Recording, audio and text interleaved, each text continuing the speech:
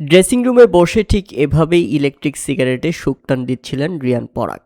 হ্যাঁ, রাজস্থান রয়্যালসের অধিনায়ক আমাদের বাংলাদেশের খালেদ মাহমুদ সুজনের মতো কাণ্ড ঘটালেন। ড্রেসিং রুমে সবার সামনেই ম্যাচ চলাকালীন ওপেন ক্যামেরাতে স্মোকিং করছেন।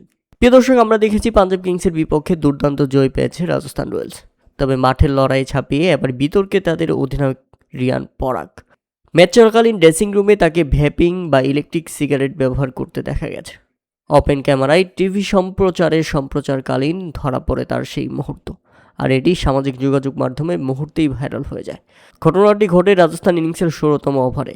ফুটেজে দেখা যায় সতীর্থদের সঙ্গে বসে আছেন রায়ান পরাগ। সে সময় তার হাতে একটি সিগারেট বা ভেপিং ডিভাইস, আর ক্যামেরার সামনেই তিনি সুকটান দিয়ে ধোঁয়া বের করেন, যেটা স্টেডিয়ামের নির্দিষ্ট জোন ছাড়া ড্রেসিং রুমের এলাকার আশেপাশে পুরোপুরি সম্পূর্ণ নিষিদ্ধ। পাশাপাশি 2019 সালের ইলেকট্রিক সিগারেট নিষিদ্ধকরণ আইন অনুযায়ী সিগারেট বা ভ্যাপ উৎপাদন, বিক্রি, বেচাকেনা, আমদানি, রপ্তানি, বিজ্ঞাপন সম্পূর্ণ নিষিদ্ধ ভারতে। আইন ভাঙলে জেল ও জরিমানাও হতে পারে। তবে রায়ান পরাগের এমন ঘটনার পর এখনও আনুষ্ঠানিকভাবে মুখ খোলেনি বিসিসিআই। তবে বিষয়টি নিয়ে তদন্তের দাবি উঠেছে। বিসিসিআইয়ের নিয়ম অনুযায়ী ক্রিকেট মাঠে স্মোকিং নিষিদ্ধ।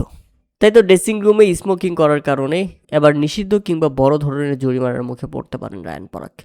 প্রিয় দর্শক, আপনারা এই ব্যাপারটিকে কিভাবে দেখছেন তা অবশ্যই আমাদের কমেন্ট করে জানাবেন।